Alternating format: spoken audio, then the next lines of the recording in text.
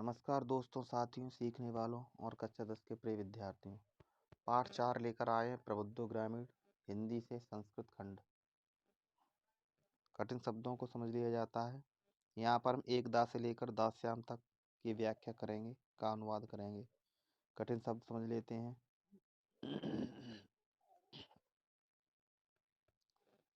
धूमयानम रेलगाड़ी, आरोह चढ़कर, अज्ञा मूर्ख, जल्पनम कथन, आकर्ण सुनकर, उन्नमय उठाकर, समय शर्त, विद्यादत्त विधातत्व, तव्य बदल लेनी चाहिए।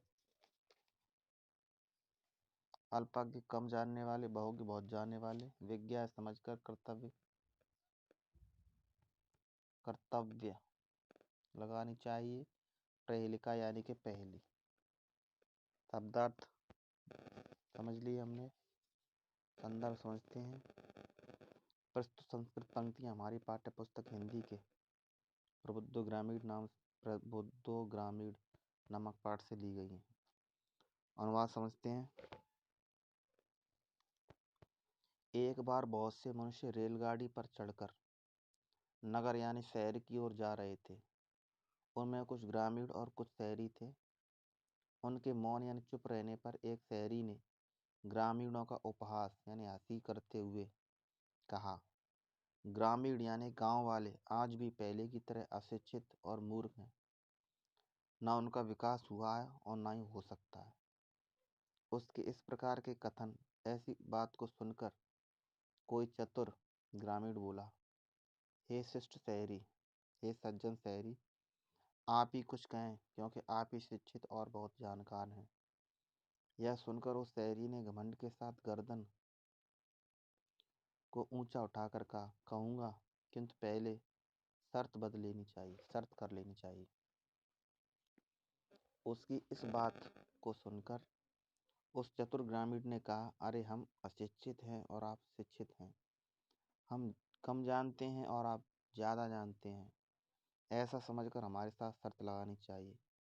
हम परस्पर पहेली पूछेंगे, हम आपस में पहेलियाँ पूछेंगे।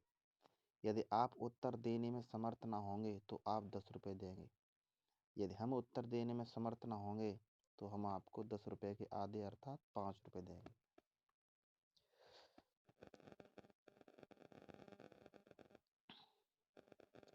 अब हम समझेंगे आम से लेकर दत्तानी तक की व्याख्या।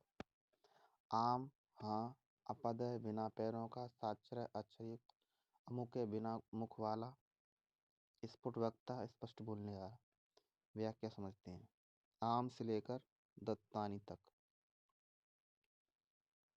हाँ, शर्त स्वीकार है। उस शहरी द्वारा ऐसा कहे जाने पर उस ग्रामीण ने शहरी से कहा, पहले आप ही पूछेंगे, और शहरी ने उस ग्रामीण से कहा, तुम ही पहले पूछो। यह सुनकर वह ग्रामीण बोला, ठीक है, मैं ही पहले पूछता हूँ। बिना पैरों का है किंतु दूर तक जाता है। साक्षर है यानी पढ़ा लिखा है, अक्षर युक्त है किंतु पंडित नहीं है। मुख विहीन है अर्थात मुख है ही नहीं, मुंह है ही नहीं है। मुख विहीन होने पर भी स्पष्ट बोलने वाला है। इसे जो जानता है वह पंडित है। आप इसका उत्तर दें, आप इस पहेली को बूझें। शहरी ने बहुत देर तक विचार किया किंतु वह पहेली का उत्तर देने में समर्थ नहीं हुआ।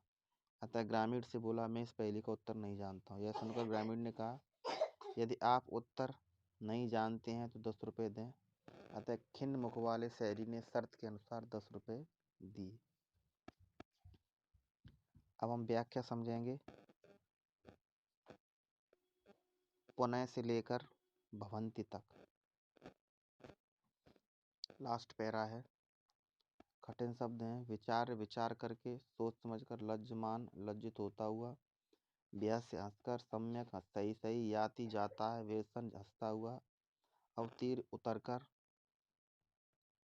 अनुभवतः अनुभव किया, कदाचित कभी, प्रबुद्धतरा अधिक बुद्धिमान।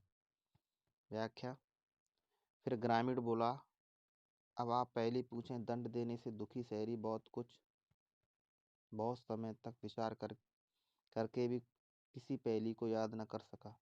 अतः अत्यधिक लज्जित होता हुआ बोला, अपनी पहेली का उत्तर तुम ही दो।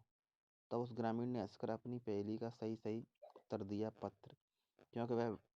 क्योंकि वह पैरों के बिना भी दूर जाता है और अक्षरों से युक्त होने पर भी पंडित नहीं होता। इसी समय उस ग्रामीण का गांव आ गया। वह हंसता हुआ रेलगाड़ी से उतरकर अपने गांव की ओर चल पड़ा। शहरी लज्जित होकर पहले की तरफ चुप बैठ गया। सारे यात्री उस वाचाल या अधिक बोलने वाले शहरी को देखकर हंसने लगे। तब उसने अनुभव किया कि ज्ञान सर्वत्र संभव है, ज्ञान सभी जगह संभव है। ग्रामीण भी कभी शहर वालों से अधिक बुद्धिमान होते हैं या निकल जाते हैं। इस वीडियो में इतना ही। अगले वीडियो में कोई अन्य पाठ की व्याख्या लेके आएंगे। तब तक के लिए धन्यवाद।